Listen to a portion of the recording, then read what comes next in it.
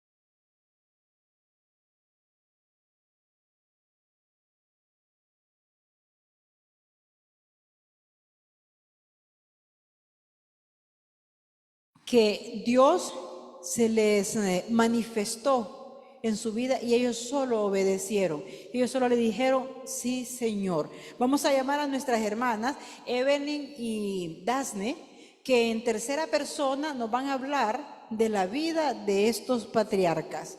En tercera persona, ¿verdad? Porque ellas son mujeres. Entonces le hago el llamado a Dasne y le hago el llamado también a Evelyn para que pasen acá al frente.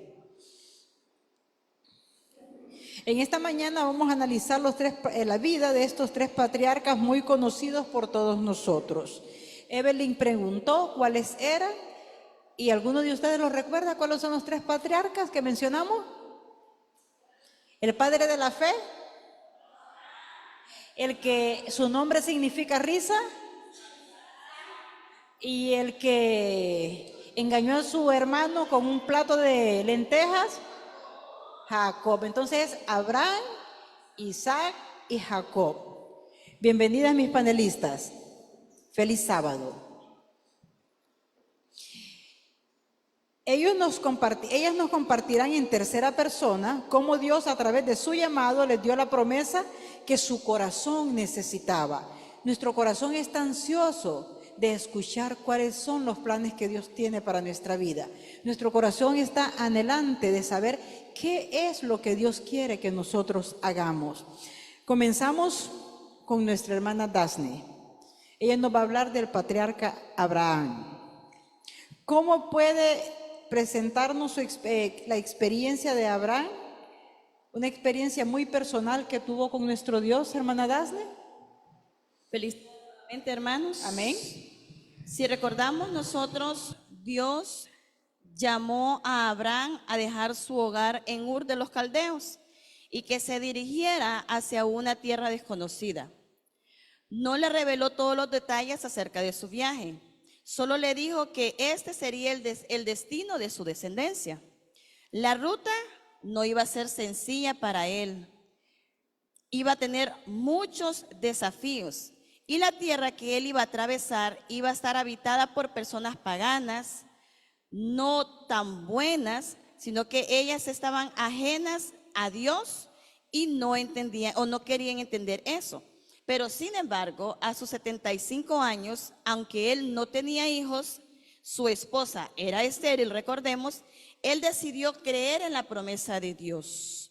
Esa promesa corta fue también poderosa y resonaba siempre en el corazón de Abraham. Él recordó esa promesa que dice, a tu descendencia daré esta tierra. Él no tenía idea de cómo o cuándo iba a ser ese cumplimiento, pero él confió. La fe que él tenía en Dios lo impulsó a levantar un altar, no porque él hubiese recibido ya la bendición, sino porque él ya confiaba desde antes en lo que Dios le había prometido a él. Aquel altar fue la forma en la que Abraham adoró a Dios, mostrando una verdadera adoración, una verdadera devoción y sobre todo esa fe creyente en esa promesa que Dios le había dado antes de él poder ver lo que iba a suceder. Hermana Dasne, usted nos está presentando un hombre de mucha fe, que con una sola promesa, una tan sola promesa fue capaz de abandonar su tierra natal y su familia, ¿es así? Claro que sí, si lo vemos en el relato, recordemos lo que él hizo. Él hizo un altar antes de ver la promesa que Dios le había dado. Entonces, vemos el grado de fe que este hombre tenía ante Dios. Él no esperó hasta ver lo que Dios le había prometido, sino de que confió. Y eso es lo que Abraham nos manda en esta mañana, o nos recuerda esta mañana, que todo lo que nosotros pidamos al Padre, tenemos que confiar que Él nos va a bendecir de esa manera, o quizás de una manera que nosotros no creemos. Entonces, lo único que debemos de hacer es confiar, fortalecer y aumentar nuestra fe. Muchísimas gracias. Quisiéramos que siguiéramos en el mismo hilo y ahora quiero que me hable de otro patriarca. Continuemos con esta entrevista, con este panel. Hábleme de Isaac, el heredero de las promesas de su padre. ¿cuál fue la experiencia que Isaac tuvo con Dios? Bueno, recordemos de que Isaac vivió conflictos con los filisteos por los pozos que los siervos de él habían abierto, los mismos que el mismo padre había cavado. Recordar de que para ellos esos pozos no eran solo fuente de agua, sino que representaban propiedad. Cada vez que ellos tenían alguna riña por esos pozos, sentían que intentaban arrebatárseles. Entonces, legítimamente, a él le correspondía, a Isaac le correspondía eso. Pero él no quería guerra, no quería conflictos. Él, con paciencia y con humildad, él pudo apartarse de esas riñas o de esos conflictos que estos estaban queriendo tener con él. Fue entonces cuando Dios se le apareció a él y le dijo: no temas, porque yo estoy contigo. Así como Isaac estuvo rodeado de enemigos, así nosotros también estamos rodeados de enemigos. Y si vemos, Abraham tuvo fe, a Isaac Dios le dice: no temas. Y si a Isaac le dijo no temas, a nosotros también nos está diciendo: no temas, yo estoy contigo.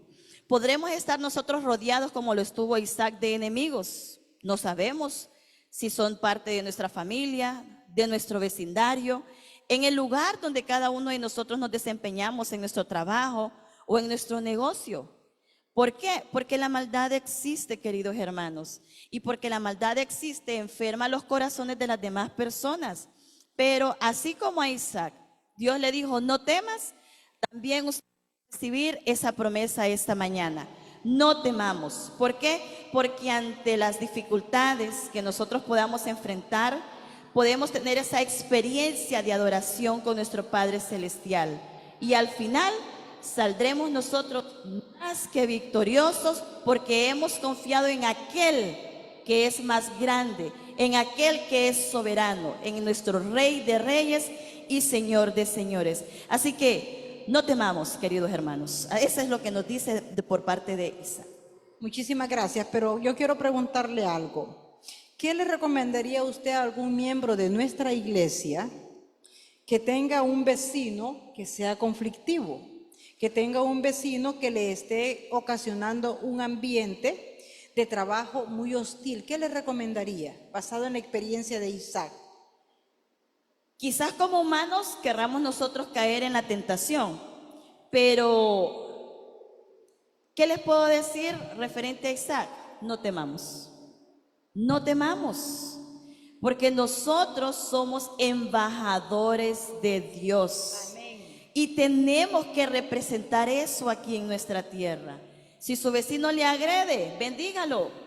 Si su vecino le dice cosas incoherentes, bendígalo, que esa bendición caerá a usted multiplicada, triplificada, y esa persona se va a dar cuenta que usted es un que usted es un verdadero cristiano. Pero si vamos del tú al tú, entonces no vamos a ser embajadores del reino, sino que vamos a ser embajadores del mal. Así que, queridos hermanos, seamos embajadores de Dios. Esa es nuestra tarea aquí en la tierra.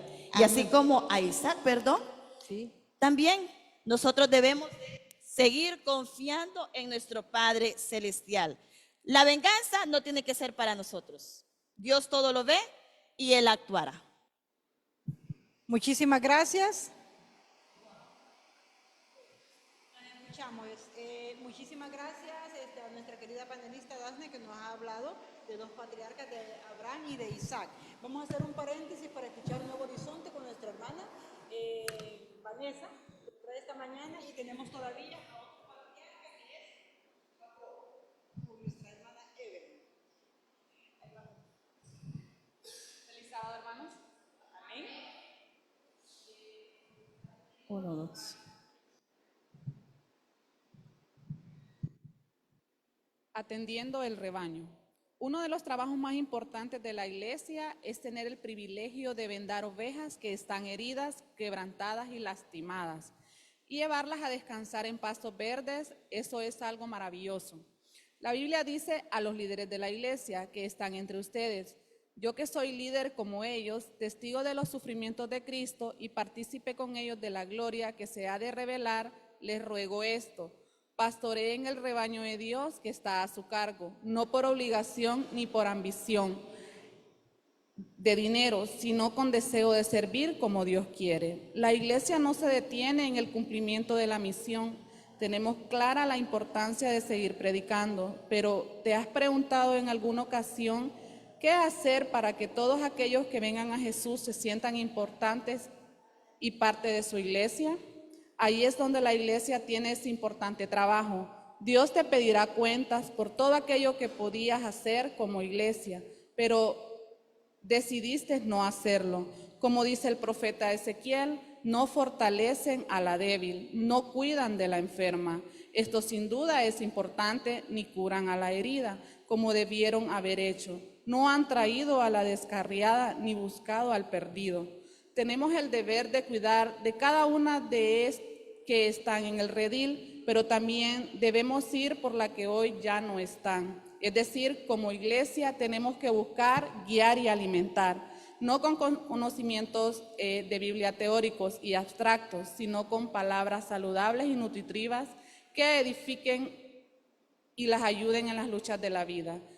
Pablo dice a Timoteo: si estas enseñas a los hermanos, serás buen ministro de Jesucristo, nutrido con las palabras de la fe y de la buena doctrina que has seguido. Timoteo tenía la responsabilidad de alimentar a aquellas ovejas con palabras sanas y con el buen ejemplo. Como iglesia debemos alimentar a los nuevos miembros, apacentar a los activos e ir en busca de la ovejita que falta en el rebaño. Como iglesia hemos de comprender que no solo se trata de ganar a nuevos miembros, sino también de consolidar a los que ya están con nosotros. Ve por la oveja que hace falta, pero dedica tiempo para cuidar a las 99 de tu redil, pues un día el Señor te demandará por lo que pudiste hacer y no lo hiciste. Amén.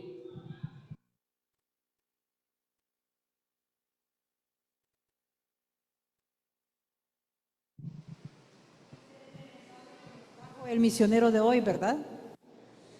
Qué bonito. Esa es la gran comisión de todo buen cristiano, ¿no? Tenemos que apacentar a las ovejas. Tenemos que ayudar para que ellas vengan a gozar del privilegio de ser hijos e hijas de Dios. Bien, vamos con nuestra última panelista que nos va a hablar de otro patriarca que en su momento hizo lo incorrecto, pero Dios tenía un propósito para su vida. Buenos días, hermana Evelyn. Sí, cuéntenos cuál fue la experiencia que Jacob tuvo con Dios. Amén. Jacob iba a la casa de su tío, a unos 600 kilómetros de distancia del hogar donde él vivía, dice. Y la única posesión era su cayado. Los propios errores que él había provocado, porque recuerden de que él había engañado a su hermano, o sea, la avaricia que él tenía, le ofreció un plato de lenteja para que él pues fuera bendecido como el primogénito. Y la ambición que él tenía por obtener más y los engaños que él había hecho a su hermano, a su papá, lo llevaron a perderlo todo y tener que separarse de su familia porque tenía miedo que su hermano lo fuera a matar. Y dice que Jacob iba en camino aquella noche y cuando iba ahí caminando se le apareció el Señor y le hizo una promesa: te guardaré donde quiera que vayas. Jacob se sentía que él no era digno de esa promesa por sus antepasados. De hecho, los engaños que había llevado eran demasiado, o sea, él sentía que eran muy grandes los engaños, un pecado, ¿verdad? Pero él, en medio de toda esa situación, sentía que necesitaba un Dios misericordioso que le pudiera perdonar, que le bendijera a pesar de los errores que él había cometido. A diferencia de sus antepasados, dice que él no construyó un altar. En cambio, dice que él tomó una piedra y él hizo una promesa a Dios, que si Dios le daba pan y le daba vestido y le permitiera regresar con bien a la casa de sus padres, dice que él se iba a comprometer a adorar a Dios y a devolverle el diezmo de todo lo que él recibiera. Y a través de esa experiencia, Jacob aprendió que aunque él había perdido todo, siempre podía contar con Dios, porque Dios es un Dios de segundas oportunidades y él iba a poder experimentar su bendición en la vida de él.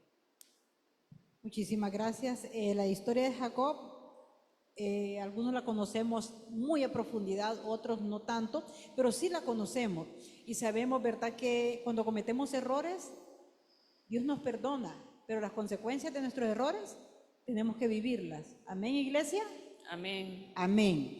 Quiero preguntarle a nuestra hermana Evelyn, ¿qué le puede decir a las personas, a nuestros hermanos que están hoy aquí, que estamos aquí congregados, que hemos cometido errores, que estamos destruyendo en nuestra familia y nos hace sentir indignos ante Dios? ¿Qué podemos decirle? Yo creo, hermanos, que todos hemos cometido errores. Hemos cometido errores que nos han llevado a no tener las bendiciones y a no ser encaminados en el camino que Dios quiere que nosotros vayamos, porque nosotros mismos nos hemos desviado. Entonces, ¿qué pasa? Cuando nosotros miramos que no todo nos salió bien como nosotros queríamos, porque nos apartamos, porque cometimos errores, entonces de repente vivimos las consecuencias y en medio de esas consecuencias es donde caemos ante los pies de nuestro Señor, porque queremos ser perdonados. Buscamos a un Dios misericordioso para que Él nos renueve nuestro corazón, aquel corazón de carne, de piedra, perdón, que Él lo pueda convertir en un corazón de carne, lleno de arrepentimiento, lleno de pesar, lleno de angustia. Vamos ante Dios y Él nos puede perdonar. Cuando nosotros nos sentimos indignos, porque a veces decimos nosotros, bueno, yo no soy digno, Señor, de que puedas perdonarme, no soy digno de tu amor, de tu misericordia, por cuántas cosas malas yo he hecho, pero cuando de verdad nosotros nos arrepentimos y vamos en busca de nuestro Dios, Dios nos renueva, hermanos, nos convierte en criaturas nuevas y vamos en busca de nuestro Señor, ya caminando como Dios quiere que caminemos, y cuando nosotros obedecemos, entonces podemos experimentar la bendición de Dios. Cuando nosotros experimentamos el perdón de Dios, cuando nosotros perdonamos también, porque de repente nosotros en medio de nuestras faltas hemos ofendido a personas, hemos destruido hogares, hemos destruido nuestras propias familias, y entonces viene Dios, nos transforma, nos da un corazón nuevo, nos limpia, empezamos nosotros a confiar en Él porque hemos pedido perdón de corazón y empezamos a cambiar nuestra vida, a serle fiel, entonces Él nos da una nueva oportunidad. Amén. Queremos darle las gracias a nuestras panelistas por el poderoso testimonio de fidelidad que han compartido en esta mañana, en este día. Ojalá y cada uno de nosotros recordemos que todas las promesas de nuestro Señor Jesucristo suplen cada una de nuestras necesidades. Vamos concluyendo de la siguiente manera. El Dios que todos necesitamos, así se llama el programa del día de hoy, 12 de abril del 2025. ¿Qué podemos concluir de este programa? Tenemos 3 puntos. Dios puede darte lo que necesitas en cualquier momento y circunstancia. ¿Por qué? Simple y sencillamente es el Dios que todo lo puede. Él es el gran yo soy. No hay circunstancia donde Dios no pueda actuar. No hay momento en su vida donde Dios no pueda manifestarse. Dios lo es todo, es todopoderoso, es omnisciente, ¿qué decirles? No hay nadie como Él. Entonces Él puede actuar en cualquier circunstancia. Número 1, si estás empezando un proyecto, si estás en un lugar nuevo y desafiante, si eres un nuevo creyente en una iglesia adventista del séptimo día, o si eres recién casado, o te propones dar el paso de iniciar un ministerio, cuentas con el Dios de Abraham, que Abraham caminó por fe, no por vista, como dice la palabra. Tenemos que caminar por vista y no, tenemos que caminar por fe y no por vista. Así lo hizo Abraham. Punto número 2, si estás enfrentando enemigos hostiles o vecinos complicados, si en tu trabajo tienes compañeros problemáticos, si estás perdiendo tu patrimonio, tu herencia, tu casa o las cosas que te corresponden por derecho y buscas justicia, a tu lado está el Dios de Isaac, que para él no pasa desapercibido ninguna injusticia. Hace poco estuvimos hablando de la justicia de Dios, hermanos, en la cartilla, ¿sí o no? ¿Recuerdan que hablamos de eso? Que en el mundo no vamos a encontrar justicia, pero que tenemos un Dios justo y verdadero. Punto número 3, si tu pasado te persigue, todos hemos cometido errores. Y los errores son errores. Errores pequeños, errores medianos, errores más grandes. Para Dios son errores. Pero si usted va a Dios con un corazón arrepentido y deseoso de darle un giro a su vida, ¿cuál es la respuesta de Dios? ¿Cuál es la respuesta que nos da Dios? Si estaba esperando, hijo mío, que vinieras a mí para ayudarte a enderezar tus veredas. Nosotros únicamente tenemos que acudir arrepentidos como lo hizo Jacob.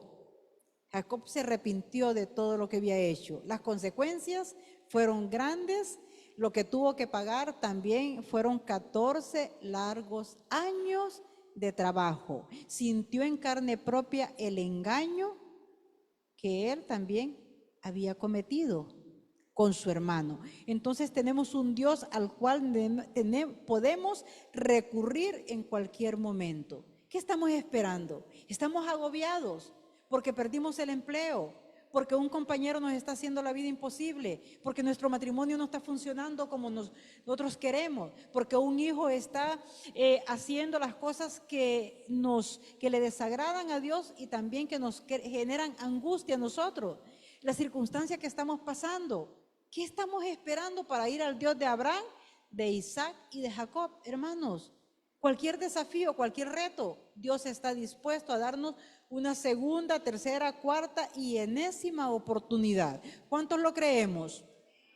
Como decimos, una cosa es creer en Dios y otra cosa es creerle a Dios. Tenemos que creer en las promesas de nuestro Señor Jesucristo y reclamarlas a cada momento, porque lo que el Señor promete, el Señor lo cumple. ¿Cuántos lo creemos? Amén. Bien, vamos a cantar el himno, todas las promesas. Tendremos la oración final con nuestro pastor Morán y luego entra él con el repaso de la cartilla de adulto, luego diezmos y ofrendas, y los que así lo deseen nos desplazaremos a la funeraria Amor Eterno a acompañar a nuestra hermana Carol Elwin. Si alguno no tiene un medio de transporte, abóquese, porque aquí algunos tenemos el privilegio de que Dios nos ha provisto de un medio de transporte y vamos a trasladarlos. Vamos a cantar todas las promesas y luego le damos el paso a nuestro pastor Morán. ¿Dafne, me ayuda?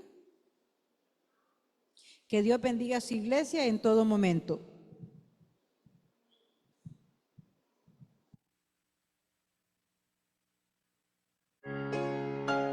Puesto de pie, hermanos. Todas las promesas del Señor Jesús son apoyo poderoso de mi fe. Mientras luche aquí buscando yo su luz, siempre en sus promesas confiaré.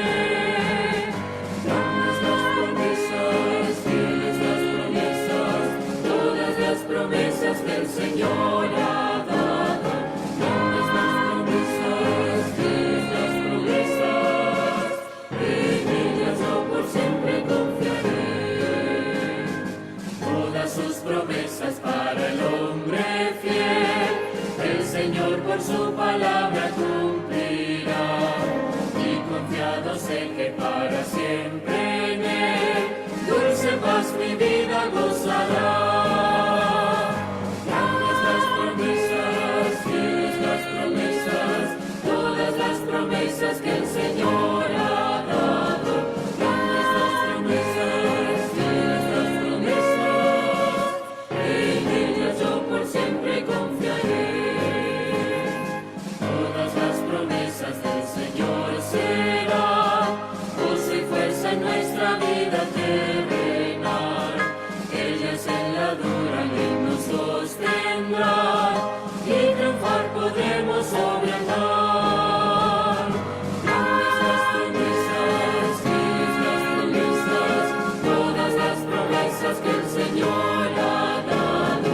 Grandes las promesas, fieles las promesas, en ellas yo por siempre confiaré.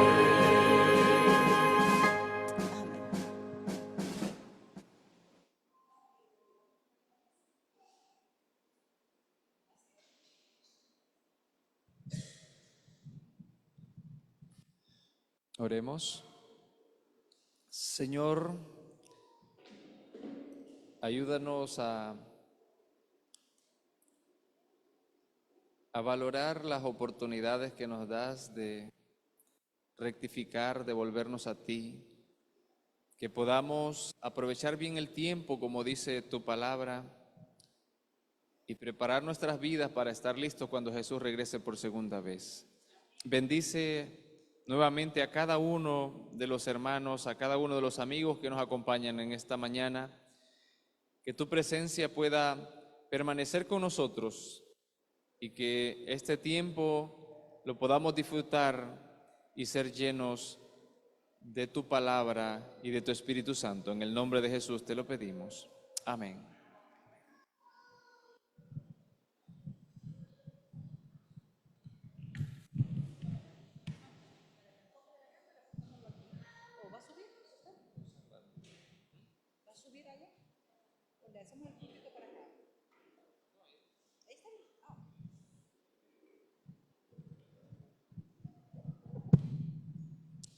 ¿Pueden tomar asiento?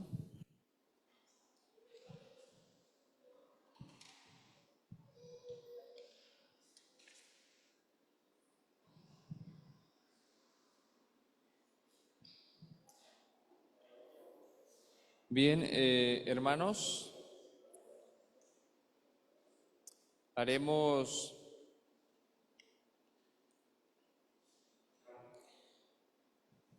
una pequeña variación en el programa. Ya la hermana les había mencionado, estaremos aquí hasta las 10:30 y luego los que podamos movilizarnos estaremos acompañando a la hermana Carol en la funeraria del, ¿cómo le llamo aquí? De la curva ahí de Amor Eterno. Ahí estaremos celebrando el culto del sermón, más que todo, con ellas. Así que a las 10 que cerremos aquí, nos movemos para allá entonces para poder acompañarle. Bien, vamos a hacer un repaso quizás más corto del que acostumbramos de la lección de esta semana. Recuerdo que la lección está hablando sobre principios o imágenes para interpretar asuntos de la profecía, pero la semana pasada hablaba sobre algunos principios de interpretación bíblica. Nosotros, o mejor dicho, interpretación profética. Hay algunas cosas en profecía, o mejor dicho, varias cosas de los elementos proféticos que son símbolos, que no podemos interpretarlos de manera literal, sino son símbolos. Y esta semana está hablando sobre el Génesis como fundamento, donde encontramos algunos símbolos que nos ayudan a tener una base para decir que Daniel sobre todo y Apocalipsis, que son los libros donde más simbolismo encontramos, donde hay un fundamento inicial. Y la lección está hablando de que en el libro de Génesis está el fundamento principal de la manera como nosotros interpretamos algunas imágenes o conceptos de la profecía. Entonces, vamos a ver si me funciona este asunto. Ahí está. El Evangelio de San Juan, en el capítulo 1, el versículo 29, que es un texto muy conocido, encontramos estas palabras de Juan el Bautista. El relato describe, dice: al día siguiente Juan vio a Jesús que venía hacia él y dijo estas palabras: este es el Cordero de Dios. ¿Quién es el que venía caminando hacia? Era una persona la que venía caminando. ¿Por qué Juan usa esa terminología? Este es el Cordero de Dios que quita el pecado del mundo. Si nosotros evaluamos o analizamos, nos damos cuenta que donde comenzaron los sacrificios inicialmente de corderos fue en la mismísima entrada del pecado, cuando Jesucristo o cuando Dios vino a buscar a Adán y a Eva y los encontró desnudos. Dice Génesis ahí que los vistió con pieles de animales. ¿De qué animal? A una oveja o algún cordero tuvo que morir. El primer ser vivo en morir no fue Abel, sino que fue un animalito. Y estos animales, pues de alguna manera nosotros entendemos, representaban al que verdaderamente iba a morir en la cruz del Calvario. Por lo tanto, Juan el Bautista, cuando observa venir a Jesús, de manera, podemos decir, profética, dice: he aquí el Cordero de Dios que quita el pecado del mundo. En Génesis encontramos varios de estos elementos. Vamos a ver. Dice que la Biblia está formada por 66 libros de distintos géneros y fue escrita por alrededor de unos 40 autores distintos durante un periodo de tiempo de 1500 años. Y es interesante que la Biblia no se contradice entre estos personajes. 40 autores diferentes. Si nosotros todos, habemos como unos 25 acá, nos ponemos a redactar algo, ¿cree que coincidiríamos? Pero ahí está la obra del Espíritu Santo a través de 1500 años. O sea, algunos ni siquiera conocieron al otro. Pero vemos cómo Dios inspiró a los profetas, en este caso, o a los que escribieran lo que Él realmente quería. Por lo tanto, la palabra de Dios no tiene ninguna contradicción. Muchas cosas de la Biblia, dice, no se entienden si no vamos a apoyarnos a los otros conceptos que están en los otros libros. Así que es interesante. Bien, como les digo, solo tenemos menos tiempo hoy. Vamos a hacer la mención entonces del principio de la primera mención. Vamos a concentrarnos un poquito en el relato de Génesis 22 y también en Génesis 2 y 3.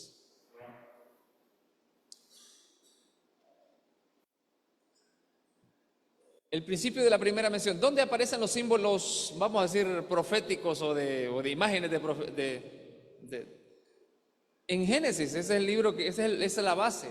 Antes de que se escribiera, vamos a decir, Daniel o Apocalipsis, y esos primeros 10 o 9 capítulos que hablan de la historia de antes del diluvio, ya tenían todos estos simbolismos, todas estas imágenes. Y si nosotros vemos que en el Nuevo Testamento, tanto los evangelios como el mismo Jesús usaba estas figuras para muchas veces explicar o dar mensajes. No se nota acá, pero dice: Jesucristo es el mismo ayer y hoy y por los siglos. Por lo tanto, así como esos primeros capítulos que narran la historia de antes del diluvio, pues se usaban esas figuras o esas imágenes, pues en el Antiguo Testamento, después del diluvio, todos los escritores y los del Nuevo Testamento también los utilizaron, porque el mismo que inspiró a los primeros escritores también es el mismo que lo hizo a través de toda la historia.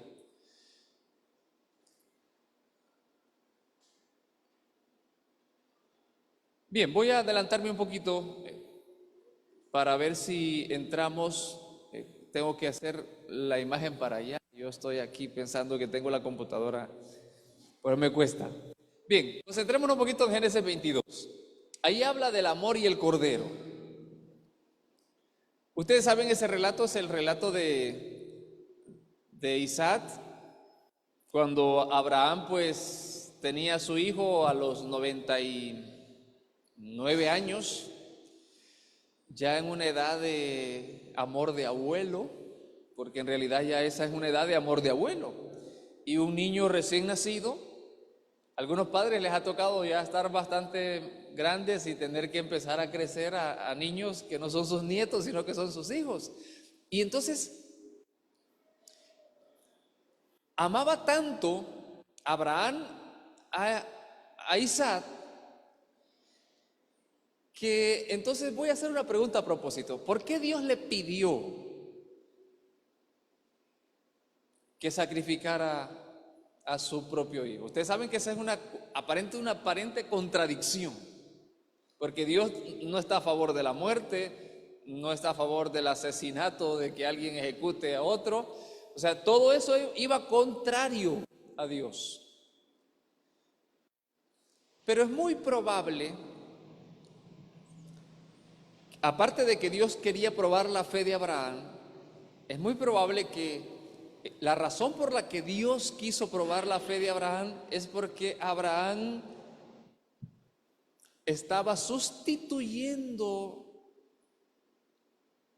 el interés que le daba Dios por el de su hijo Isaac.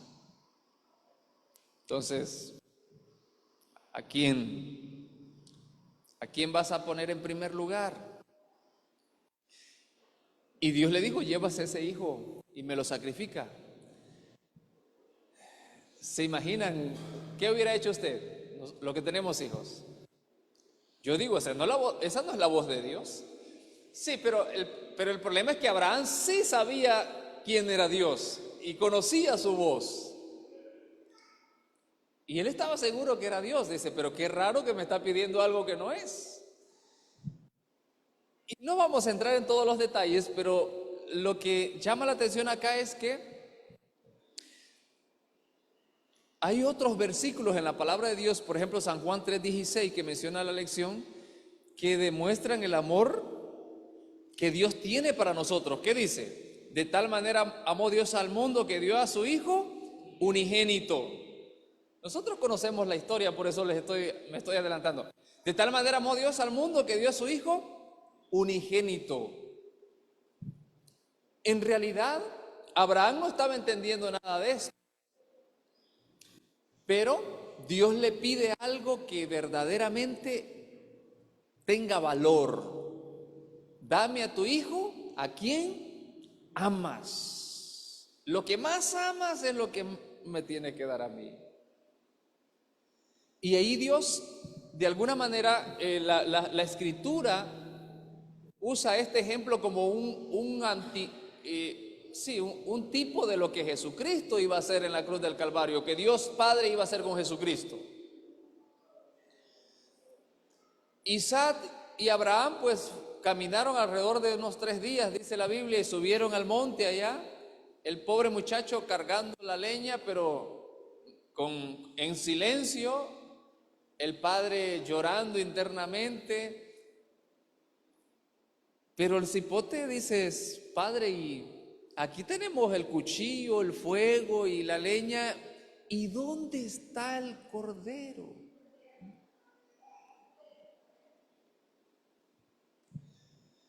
He aquí el Cordero de Dios que quita el pecado del mundo. ¿Se acuerdan de las palabras de Juan el Bautista? ¿Dónde está el Cordero? ¿Y qué respuesta le hubiéramos dado nosotros a un hijo? ¿Dónde está el Cordero? Abraham dice, Dios proveerá, hijo. No sabía lo que estaba diciendo en realidad, pero estaba profetizando algo que después nosotros lo entendemos. Y antes de que Abraham ejecutase a su hijo, apareció el ángel y le dijo, no le hagas daño. Y entonces dice que Abraham vio por fe. Por fe vio Abraham, ¿quién? Lo que iba a pasar en el futuro, el sacrificio de Jesús. Y esa historia de Isaac y Abraham ejemplifican, son imágenes que usa la Escritura para mostrarnos lo que en el futuro iba a pasar. Ahora, cuando Jesucristo murió en la cruz del Calvario, se puede entender mejor lo que Dios le dijo a Abraham, o ese ejemplo de lleva a tu hijo, sacrifícalo y entrégamelo. ¿Qué fue lo que entregó el Padre? ¿Lo que más? Sí, porque su Hijo Jesús, Dios es amor. ¿Y qué es lo que amaba más el Padre? A su Hijo. Y lo entregó en la cruz. ¿Por quiénes? Por nosotros. Bien. Voy a adelantarme, me hubiera gustado tener más tiempo, pero ya no, vamos a tener que adelantarnos un poquito. ¿Dónde está el Cordero? Que fueron las palabras del muchacho. La primera mención, dice, de la palabra Cordero no es casual. En Génesis 22:7 es la base para entender la repetida mención del Cordero en Apocalipsis 5:6, que también lo menciona ya el Nuevo Testamento. Entonces, todas estas figuras que aparecen en los libros que hablan más de cuestiones proféticas, están basadas en Génesis. Génesis es el libro, la base para interpretar toda la Escritura.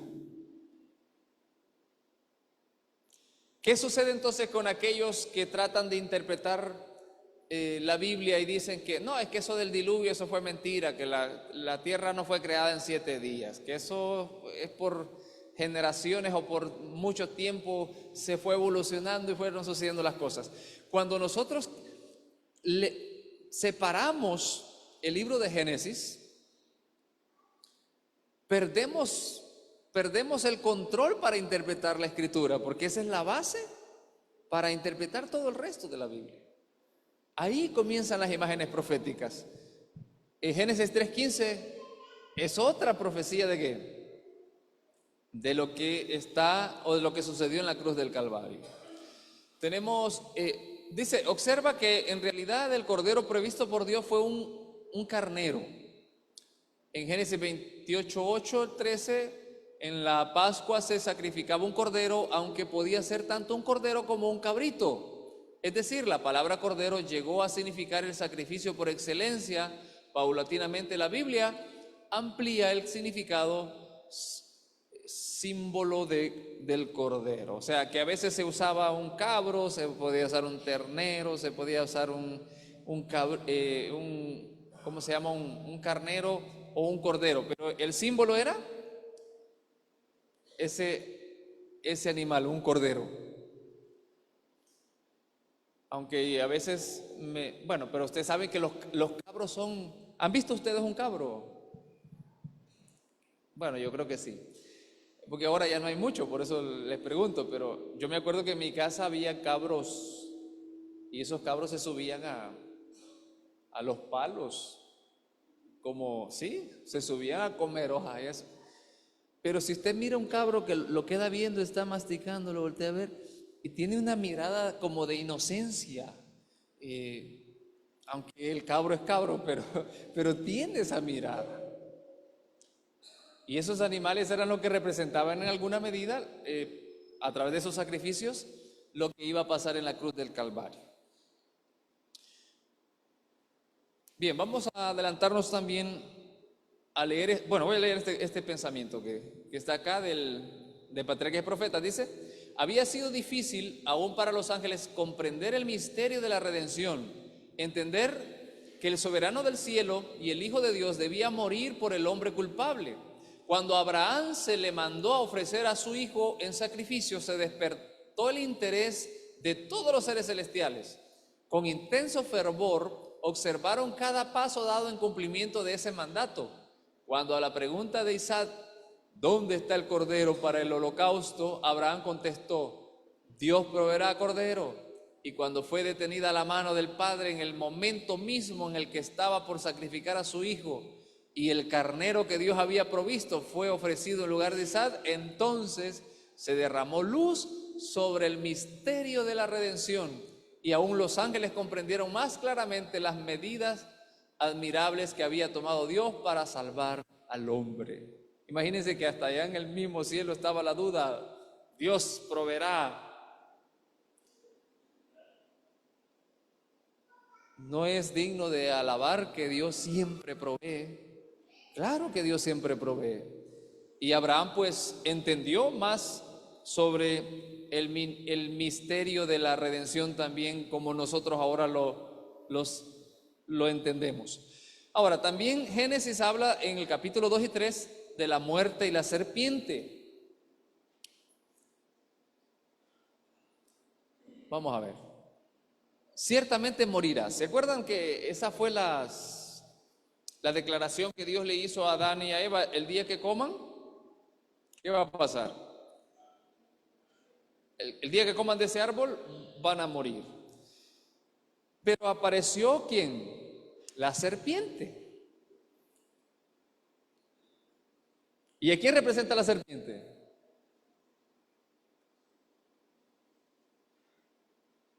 ¿A quién representa la serpiente, hermanos?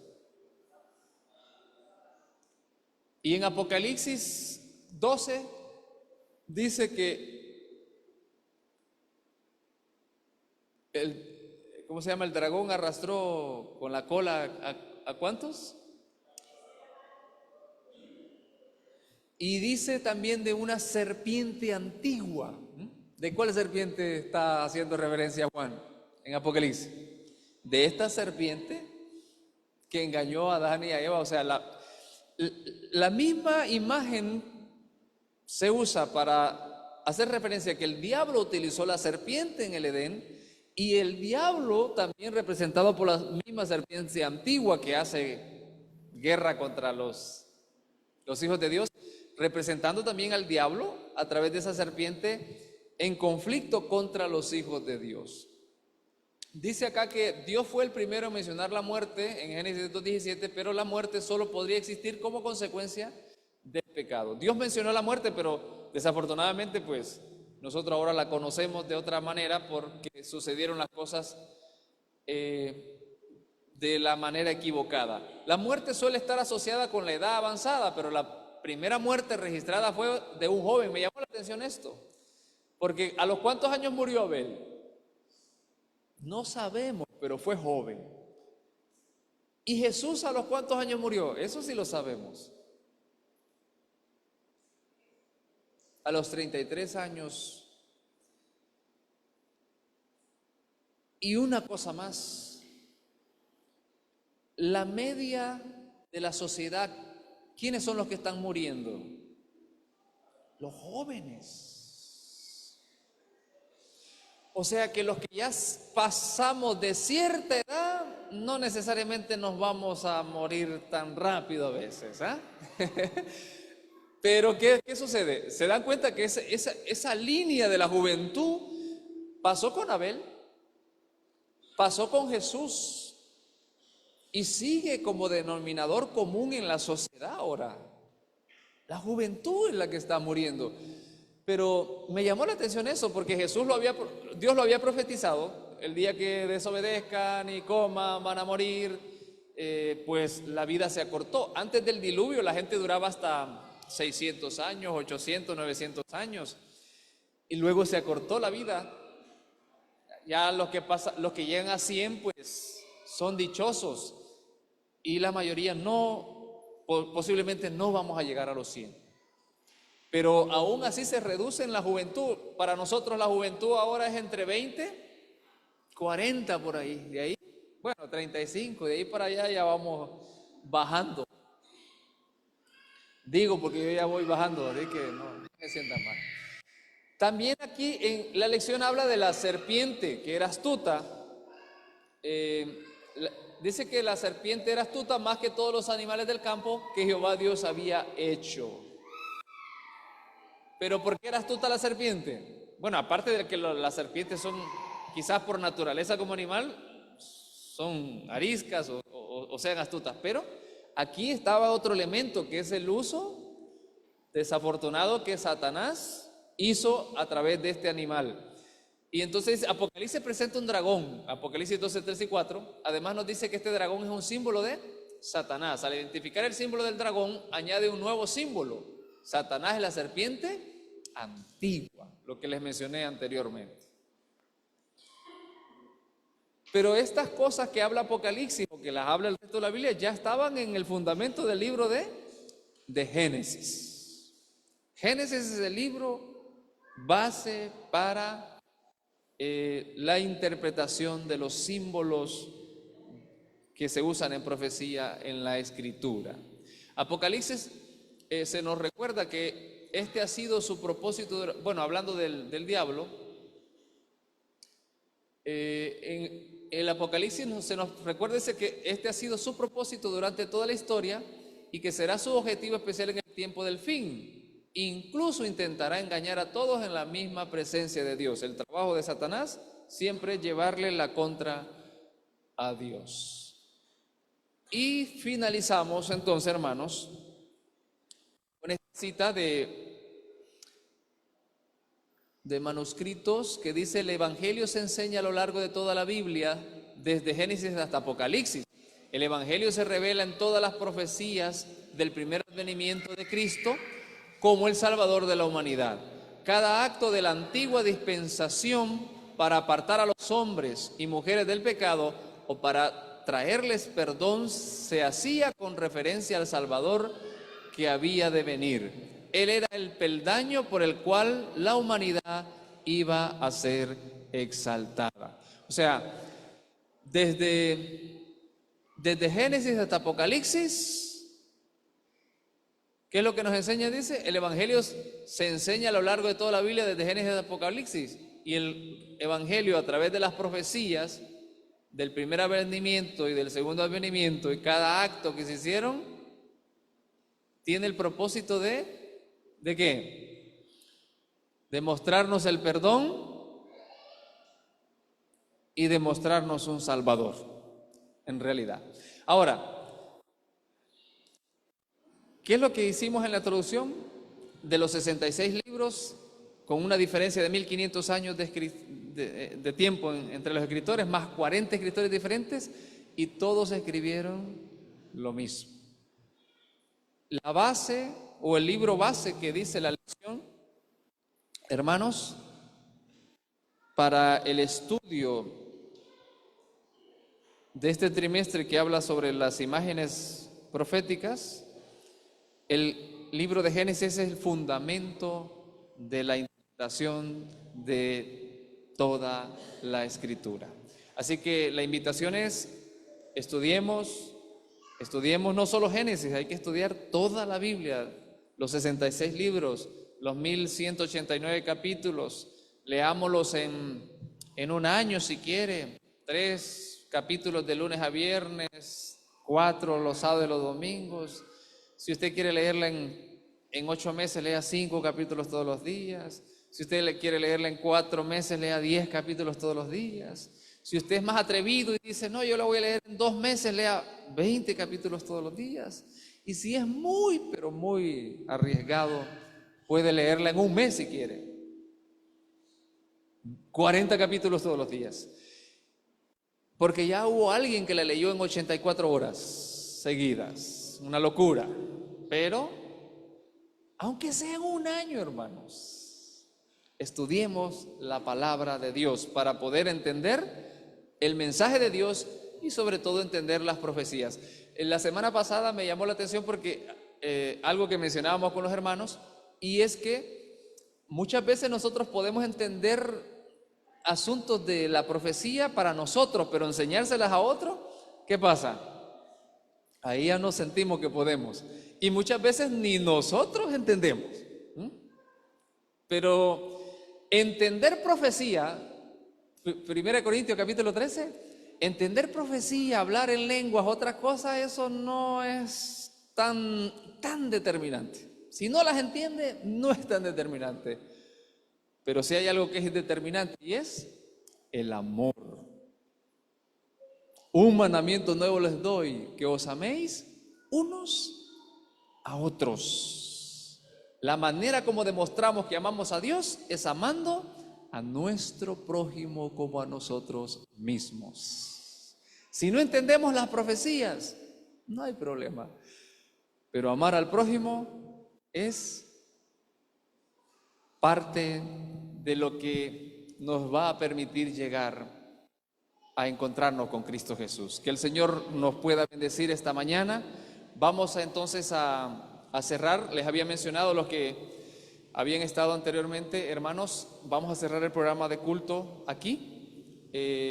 Vamos a recoger los diezmos y ofrendas, cerramos el programa de culto. Y los que nos podamos movilizar, iremos allí a la funeraria de la curva, Amor Eterno que se llama, o Eterno Amor, no sé cuál es el orden, pero ahí vamos a estar acompañando a la hermana Carol, y el sermón pues allí se va a hacer para cerrar la programación. Así que vamos a ponernos en pie y pido a los hermanos diáconos que nos ayuden entonces a recoger la parte de los diezmos y ofrendas mientras cantamos el himno de los diezmos y las ofrendas. Bueno, aclaro por si algún hermano que viene llegando no sabía, la hermana Carol, su esposo falleció anoche y lo están velando allí en la funeraria. Vamos a tener el servicio de culto hoy a las 11 ahí, vamos a tener servicio de culto a las 8 de la noche y vamos a tener servicio de culto mañana a las 7 a.m. de la mañana. A las 8 lo mueven para el cementerio. Así que esos son los 3 horarios, 11 hoy, mañana 11 y en la noche a las 8 y mañana a las 7 de la mañana. Tenemos el canto.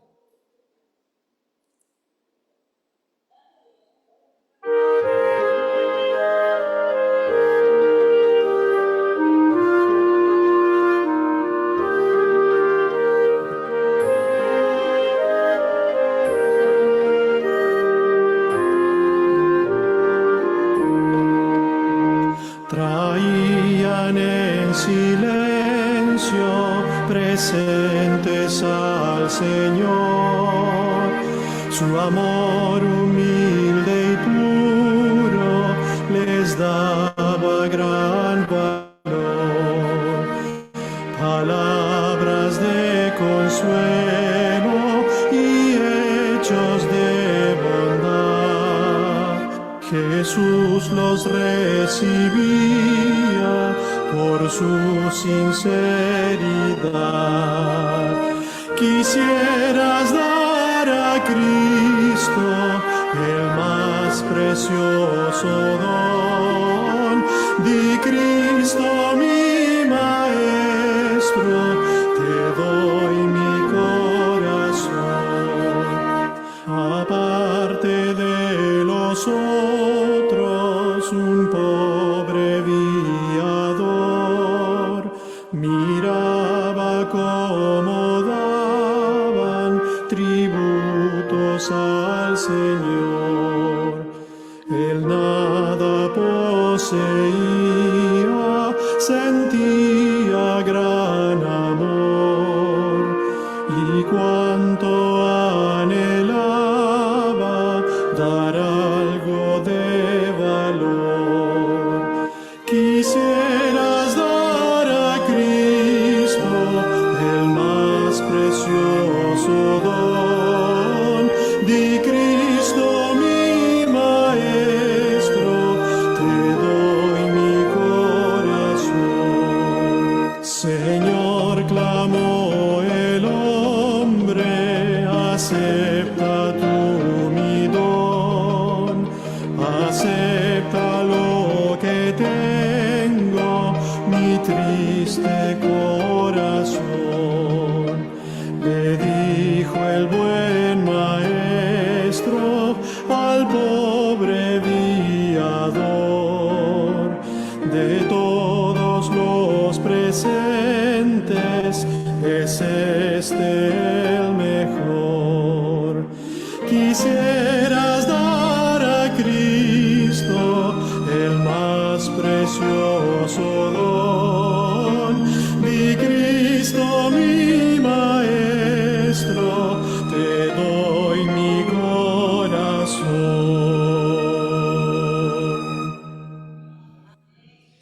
Vamos a orar. Padre nuestro que estás en el cielo, agradecemos todas las bendiciones que nos das y hemos devuelto o te hemos dado lo que te pertenece, Señor. Bendícenos esta semana para que el próximo sábado también podamos traer para ofrendar y alabar tu santo nombre. También queremos esta mañana, Señor, pedirte que nos ayudes a conocer tu palabra, a interpretar las profecías, a conocer las sagradas escrituras, que nos permita ser un instrumento en tus manos para que otros también te conozcan. La lección nos recuerda que la base para interpretar toda la Biblia es el libro de Génesis. Ayúdanos, Señor, a tener sabiduría para comprender tu palabra. Ahora nos vamos a trasladar a la funeraria para acompañar a la hermana Carol en su dolor. Guárdanos, llévanos con tu protección y permite que esta experiencia nos fortalezca y nos ayudes a que aprovechemos bien el tiempo para prepararnos, porque los días son malos, dice tu palabra. Quédate con nosotros esta mañana, guárdanos, en el nombre de Jesús te lo pedimos. Amén. Antes de salir, hermanos, solamente les pedimos que oren por los muchachos del club, que el lunes vamos a salir hacia el campamento. Ustedes saben que aquí, pues, ustedes son bastante visitados por gente que viene. También, pues, oremos que Dios nos guarde esta semana, que esta semana todo esté tranquilo y que Dios pueda guardar nuestras vidas.